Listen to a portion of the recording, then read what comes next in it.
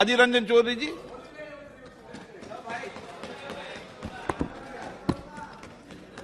Sir, आपको विराजमान होते हुए हमें बड़े प्रसन्न होते हैं। सर, सबसे पहले मैं ये कहना चाहते हैं कि कल ही ये मुद्दा सदन में आने वाले थे। हम तैयार होकर बैठे भी थे यहाँ, लिस्टेड भी हुई थी सर, लेकिन पता नहीं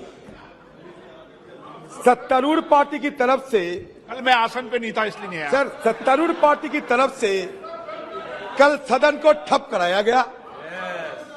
ये हमारी संसदीय परंपरा में ऐसा नहीं देखा कि ये संसद ठप कराते हैं और सत्तारूढ़ पार्टी खुद। और दूसरी देखा कि हमारे गृह मंत्री नदारत रहे सदन से और स्टेट मिनिस्टर होम वो भी नदारत रही। तो बाद में पता चल कि अंदर की बात क्या है। अंदर की बात यह है कि मोदी जी के साथ हमारे अमित शाह जी शायद कहीं घूमने गए और सदन को अपने भगवान की मर्जी पे खिलौने की तरफ फेंक के चले गए। सर आज जब सदन में आए, विषय पे बोले सर विषय में क्या अमित शाह जी बोल रहे थे। सर आज जब सदन में आए तो अच्छा लग रहे थे कि हमारे अमित शाह जी बार बार जवाहरलाल नेहरू जी को और कांग्रेस पार्टी को तारीफ कर रहे थे। मैंने सोचा क्या देख रहे हैं भाई, ये दिन है या रात है। मैं तो सोचा कि दौड़ के जाए और अमित शाह की मुंह में शक्कर शहद डाले, क्योंकि अमित शाह की मुंह से नेहरू जी की तारीफ, कांग्रेस की तारीफ बकाई, ये मेरे लिए बड़ा अच्छा लगे। लेकिन कुछ ही समय बाद ये पता चले कि पंडित जी नहीं अध्यक्ष जी, जिनको मैंने पंडित नेहरू जी ने तारीफ नहीं करी है। मैंने जो पंडित नेहरू जी ने कहा वो कोट अनकोट कहा है, उसको तारीफ मानना है तो मुझे कोई आपत्ति नहीं है। सर एक ही बात कहना चाहते हैं कि मान्यवर इधर उधर की बात ना कर, बता काफिला कैसे लूटा। मैं ये कहना चाहते हैं आपको जब जरूरत पड़ते हैं तब नेहरू जी को सहारा लेने पड़ते। आप अगर नेहरू जी को सहारा बराबर लेते रहते तो आज हिंदुस्तान में ये मणिपुर हरियाणा हमें देखने को नहीं होते। ये आप मान के चलिए, ये दिल्ली है दिल्ली, और ये दिल्ली हमारा दिल है। एक दिन मैंने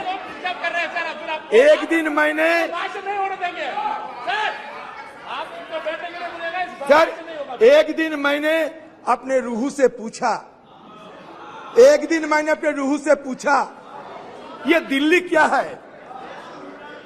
जब जवाब में ये बताए गए मानो आसमान जिस्म है तो दिल्ली उसका जान है। तो ये दिल्ली के साथ बार बार क्यों छेड़खानी किए जा रहे हैं, ये मैं आप लोगों से पूछना चाहते हैं। आपने खुद अपने वक्तव्य में ये पेश किए कि 1911 में ये कलकत्ता से राजधानी उठ के दिल्ली आए। बिल्कुल सही बताया आपने। ये 1990 में बालाकृष्ण कमेटी की रिपोर्ट और recommendation I. 69th amendment 1991 was passed by Parliament, which inserted Articles 239AA and 239BB in the Constitution and provided for a legislative assembly in Delhi. In short, the 69th Amendment Act roughly restored the kind of governance system that was offered to Delhi in 1952, a union territory with a legislative assembly, council of ministers, and an elected chief minister with limited mandate. ये union territory बने 1956 में।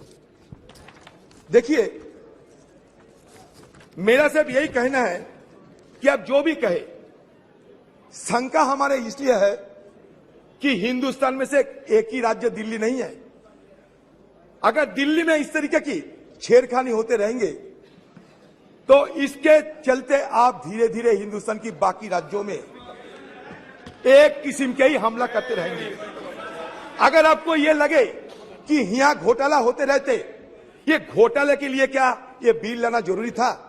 आपके हाथ में ED है, CBI है, कितने सारे फौजे हैं आपके हाथ में, कितने सारे शक्तियां हैं अपने जेब में, तब उसको इस्तेमाल क्यों नहीं करते?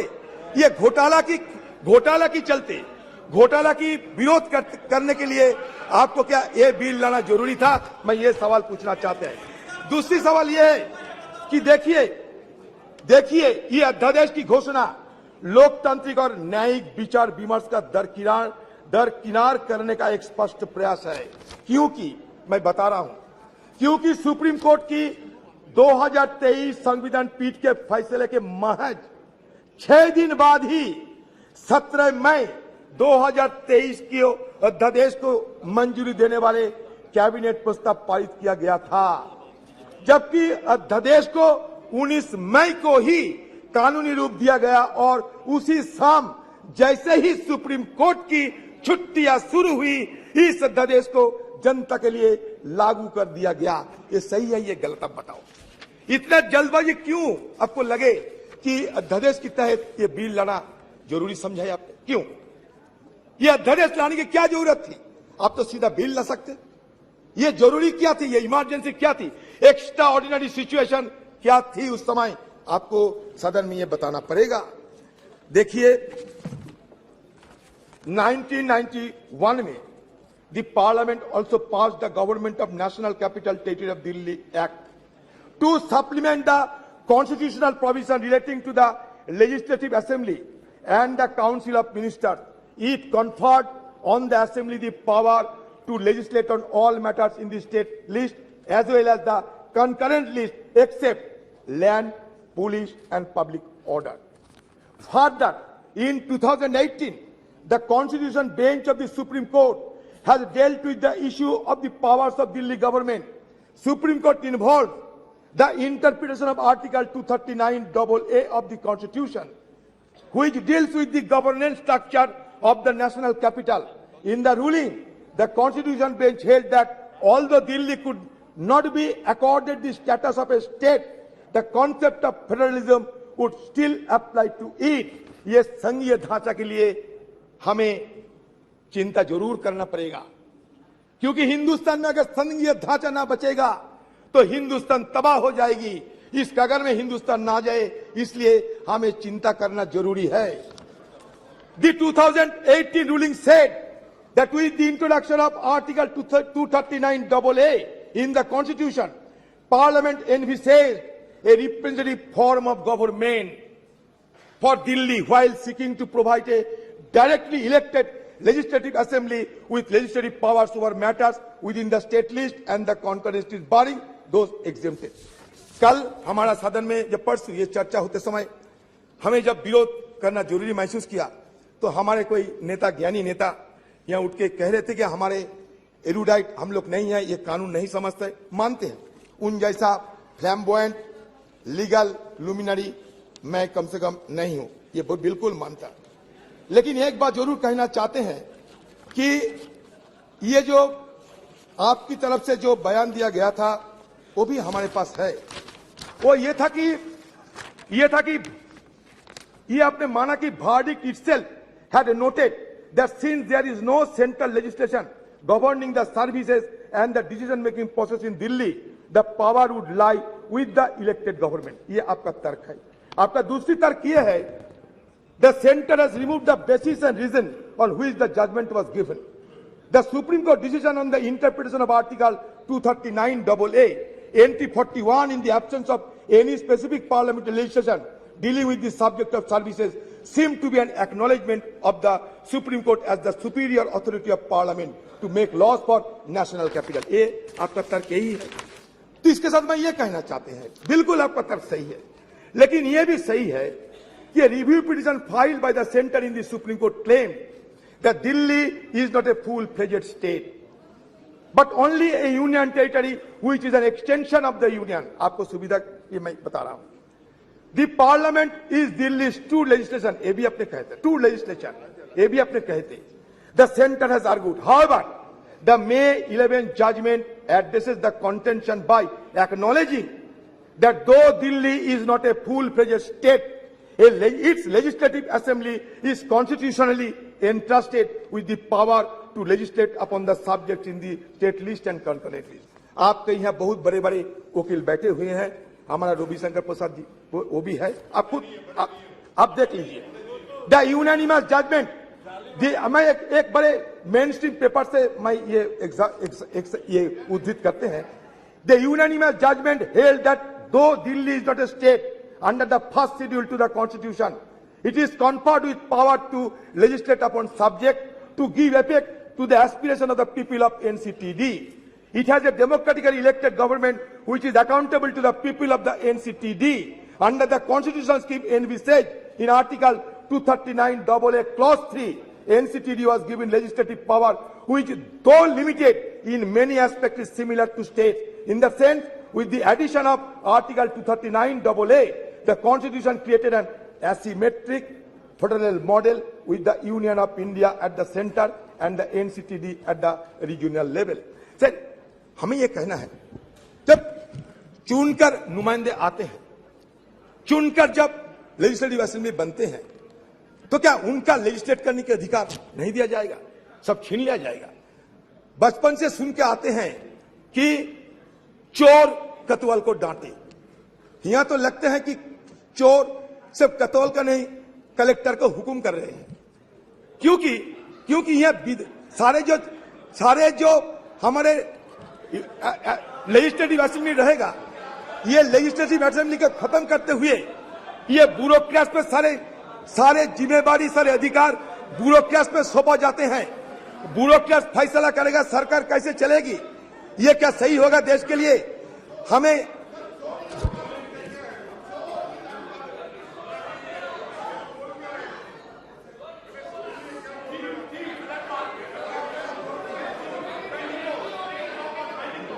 सर, जहां आपको गलत लगे छांट दीजिएगा, कोई हर्ज नहीं. मैंने कहा ये कहावत की तरह, ये कहावत है, मैं अपनी बात नहीं. The court had held that the executive power of the Delhi government was coextensive with its legislative power. That is, the executive arm of the government covers all the subjects, including services except public order, police, land, for which the legislative arm can make laws. आप ये कह सकते हैं कि हमारे parliament उससे भी शक्तिशाली है. बिल्कुल आप कह सकते हैं, आपको अधिकार है. लेकिन इसमें और एक बात है, ये मैं नहीं कह रहे, ये डॉक्टर पीडीटी आचार्य साहब, एक कॉन्स्टिट्यूशनलिस्ट, वो कह रहे, क्या जानते हैं? When we analyze the key provision of this ordinance in terms of Article 239AA as well as GNCTD Act 1991, it will be found to not be in conformity with the Constitution. Article 239AA Clause 7 empowers Parliament to make a law to supplement the provisions contained in that article. मानते हैं, लेकिन इसके साथ क्या होते हैं? To supplement the provision does not mean making contrary provision. Parliament has not given any power in this article to make a law conferring all powers on the Lieutenant Governor with respect to the administration of the territory of Delhi. हमारा आपत्ति ये है, ये कानूनी आपत्ति है sir. ये हम कोई मनगढ़ंत आपत्ति नहीं करते, कोई अलायंस के चलते, ये कोई दूसरी वजह से.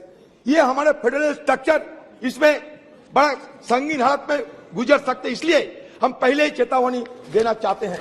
आप यहाँ कहते हैं कि हम ये क्या बनाएंगे, एक नया एक ढांचा बनाएंगे एनसीसीए से. क्या होगा उसमें? उसमें जो चीफ मिनिस्टर रहेगी उनकी बात नहीं चलेगा, जो सेक्रेटरी वो फैसला करेगी, और सेक्रेटरी अगर चाहे तो चीफ मिनिस्टर की कोई सिद्धांत पे वो वेटो भी दे सकते हैं. ये चीफ सेक्रेटरी ये क्या करते हैं? Chief secretary would represent the will of the officer of the GNCTD, government of the national capital territory of Delhi. Supreme court क्या कहते हैं? सुप्रीम कोर्ट कहते हैं, supreme court had envisaged a neutral civil service carrying out the day-to-day decision of the Council of Ministers. The NCCSA attempts to bring civil service officers out of the administrative control of the elected ministers. ministers who embody the will of the people and transform them into power lobby. हमारा यही कहना है कि सारे क्षमता अगर bureaucrat पे छोड़ देंगे आप तो हमें चुनकर यहां आने की क्या जरूरत है। ये ट्रिपल कमांड, हमारे जो ट्रिपल कमांड जो चलते हैं, एक बार जनता में चुनते हैं, चुनने के बाद यहाँ आते हैं, यहाँ हम लोग आम लोगों के लिए हमारी जिम्मेवारी दिखाते हैं। अकाउंटेबिलिटी आम लोगों के समीप हमें रखना पड़ते। ये जो ट्रिपल चेन जो कमांड है, ये ट्रिपल चेन कमांड हमारी देश की बुनियादी ढांचे के लिए एक अहम हिस्सा होते हैं। अब इसको तोड़ने का कोशिश करते हैं, इसलिए हमारी आपके विरोध या खड़ा होने पड़ते। सर हो गया सर और एक बात है सर, ये सर देखिए, ये और एक बात है, there is yet another provision, ये 45J+4 which introduces a new procedure for summoning and proroguing a session of the assembly. Under the present constitutional system, the decision to convene a session of the legislature is taken by the cabinet. यहाँ भी ऐसा होते हैं, आप फैसला करते हैं कब सदन चलेगा या नहीं।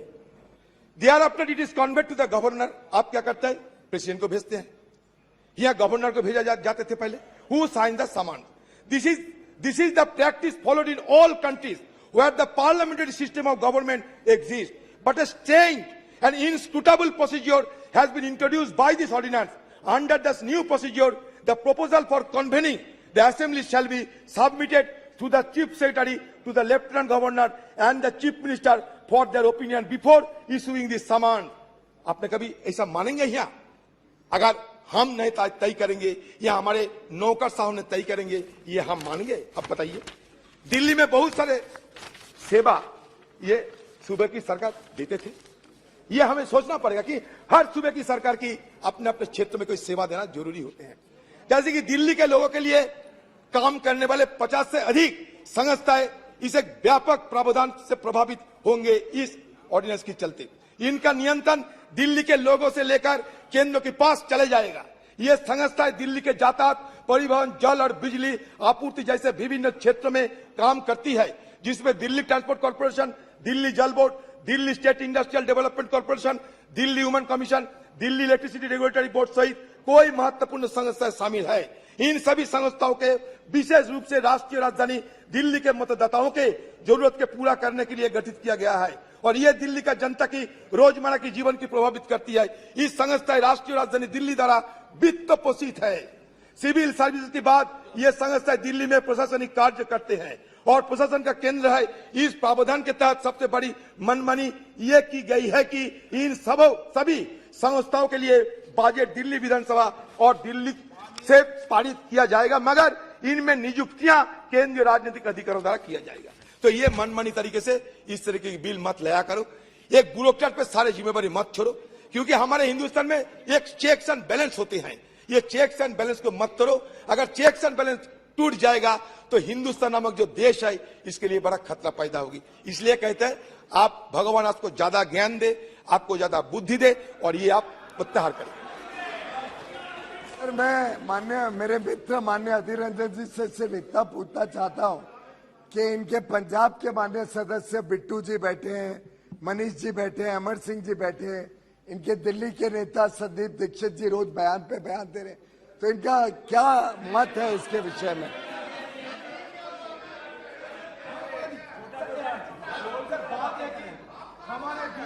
हमारे बीच दरार पैदा करने की कोशिश ना करे तो बेहतर होगी। इधर उधर की बात मत कर, बता कफीला कैसे लूटा। रमेश दुड़ जी, तो तब होगी जब दरार ना हो, यहाँ तो दरार आज ही है। रमेश दुड़ जी। जी सर। अध्यक्ष जी,